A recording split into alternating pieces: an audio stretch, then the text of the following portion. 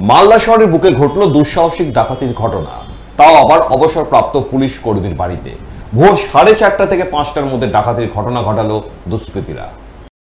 রবিবার 7 সকালে এই ঘটনা জানাজানি হতেই ব্যাপক চাঞ্চল্য আতঙ্ক তৈরি হলো মালদা শহরের 1 নম্বর ওয়ার্ডের মাধবনগর এলাকায়। জানা গেছে এদিন ভোর 4:30 থেকে 5টার মধ্যে 6 জনের এক দুষ্কৃতী দল মাধবনগর এলাকার বাসিন্দা পেশায় অবসরপ্রাপ্ত পুলিশ কর্মী প্রকাশ কুমার সিং এর বাড়িতে হঠাৎ করে চড়াও হয়। দুষ্কৃতীরা মুখ ঢাকা অবস্থায় প্রথমে বাড়ি মালিককে ধারালো অস্ত্রের আঘাতে জখম করে, এরপর তাকে বেঁধে রেখে বাড়িতে লুটপাট চালায় এবং সোনাদানা সহ নগদ টাকা কড়ি হাতিয়ে নিয়ে চম্পট দেয় বলে খবর। জানা গেছে দুষ্কৃতীরা 20 থেকে 25 ভরির মতো সোনা হাতিয়ে নিয়ে গেছে, যদিও কি পরিমাণ নগদ টাকা নিয়ে গেছে তা এখনো জানা যায়নি।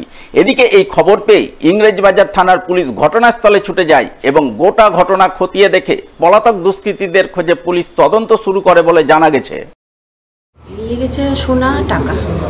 কটার সময় হয়েছে? 4:30 থেকে 6:30টার মধ্যে। ঘন্টার মধ্যে এখানেই ছিল, আমি ছিলাম না বাড়িতে। আচ্ছা, বাবা একাই ছিল বাড়িতে। কি ওনাকে মেরেছে? হ্যাঁ মেরেছে। বেঁধে রেখেছিল নাকি? বেঁধে রেখেছিল। কেউ ছিল না বাড়িতে? না বাড়িতে কেউ ছিল না। কত টাকা নিয়ে গেছে মনে হচ্ছে? কত টাকা আমি বলতে পারবো না। সোনা নিয়েছে আমার, ওর বাবার নিয়ে 20-25 মতো হয়ে যাবে। টাকা এমনটা বলতে পারবো না, বাবা বলতে পারবে। এটা তো ভীষণ উদ্বেগজনক, দুশ্চিন্তার ব্যাপার। আর যেই সময়টা হয়েছে সেই সময়টা আমাদের যেহেতু মানে সকালের দিকে, মানে ভোরের দিকে, তখন তো মর্নিং ওয়াক করতে আমাদের বাদে প্রচুর লোক চলে আসে। কিন্তু আমার তো মনে হয় এটা জানাশোনা, পুরো প্ল্যান মাফিক এটা হয়েছে। যে বাড়িতে হয়েছে সে মালিকও বলছে যেটা একদম জানাশোনা, সে তার বাড়িতে গেছে। অন্যান্য দিন হয়তো এসেছে, বাড়ির চেনা জানা রাস্তা সবই পেয়েছে। এটা আর এই ধরনের ঘটনা আমার এখানে ঘটে না সাধারণত, এটা আমাদের কাছে কাম্য নয়। আমরা চেষ্টা করি যাতে এদের সঙ্গে যারা করছে তারা তো নেশাগ্রস্ত ছেলেপেলে। 2 নাবালিকাকে অপহরণ করে ধর্ষণের মামলায় 3 জনকে গ্রেপ্তার করলো কালিয়াচক থানার পুলিশ। জানা গেছে শাহবাজপুর এলাকা থেকে রবিবার ভোরে 3 জনকে গ্রেপ্তার করা হয়। ধৃত 3 জনের নাম সামির শেখ, শাহিন শেখ ও মামুদ শেখ। এই 3 জনের বাড়ি কালিয়াচক থানার শাহবাজপুর সাধারি টোলা এলাকায়। ধৃত 3 জনকে রবিবার দুপুরে মালদা জেলা আদালতে পেশ করা হয়।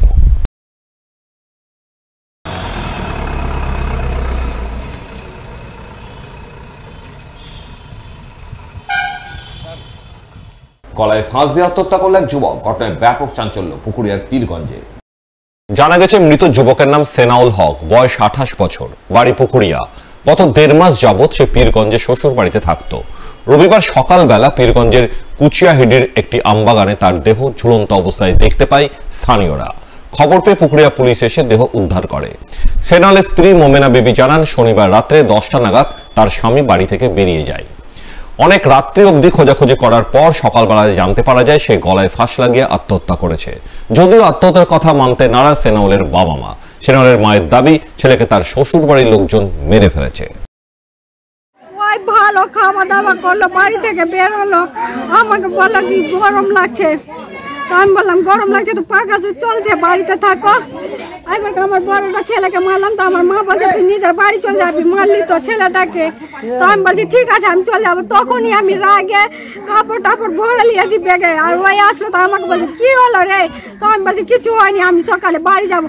বললো না 30 তারিখে যেতে চাইছ তো একবার 30 তারিখে নিয়ে যাবো। আমি বললাম না আমি থাকবো না, আমি সকালে বাড়িতে যাবো, সকালে বাড়ি যাবো। তো ওই বললো আমাকে কি তো ওই বাড়িতে বাচ্চাটা কাঁদছিল, তো ওকে বললাম তুমি নিয়ে থাকো। ওই বললো আমি নিয়ে থাকছি না, আমার গরম লেগে যাচ্ছে, আমি বাইরে হাওয়া খেয়ে আসছি। ওইটা কথা বলে বের হলো। আমার মা আবার ওকে বলছে কি তুমি কোথায় যাবো এত বড় রাতে রে, 10:30 রাত হয়ে গেলো, তুমি কোথায় যাবো? বলছে আমি কোথাও যাচ্ছি না, আমি রাস্তাতেই থাকছি। ওইটাই কথা বলে ওই আমি দেখলাম 10 মিনিটের মতন কি ওই আসছে না কেন। তো আমার ভাইকে আমি জিজ্ঞাসা করে বললাম কি রে ভাই কই ওই? তো বলছে ওই তো এখন আমার কাছ থেকে চাবি নিল, ওই বাড়ি লাগাইছিল, ওই নিচে থেকে চাবি দিয়ে দিল আমার ভাইটা। ওই বললো যে ওই তো আমার কাছ থেকে চাবি নিল, তালা খুলে বাইরে হবে। আমি বলছি দেখতো, ওই আবার বাড়ি খুলে দেখছে বাইরে তো ওই নাই।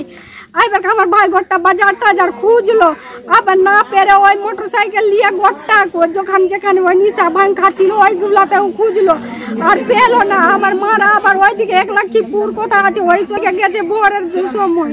তারপরে খবর পেলাম কি ওই ফাঁসি লেগেছে। কোথায়? ওই ওইদিকে কুচিয়াইয়ের দিকে পেট্রোল পাম্পের খবর কখন পেয়েছিলেন?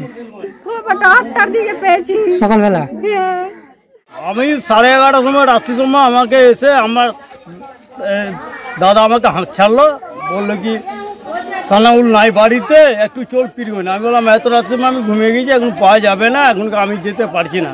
আবার ওরা টোটো করে 12টার পরে ওরা গিয়েছে, গিয়ে ওরা খোঁজ করে, ওরা সারা রাত ছিল, খোঁজ করে পায়নি। সকালের সময় আবার বলছে কি না পাওয়া গেছে পেট্রোল পাম্পের পিছনে। কোন পেট্রোল পাম্পের পিছনে? কুচাই পেট্রোল পাম্পের পিছনে। কি অবস্থায়? কি অবস্থায়? বলছে কি ফাঁসি আছে, আমি তো যাইনি। তারপরে আমি গেলাম টোটো করে দেখছি কি ঠিকই অ্যাকচুয়ালি ফাঁসি ঝুলানো আছে।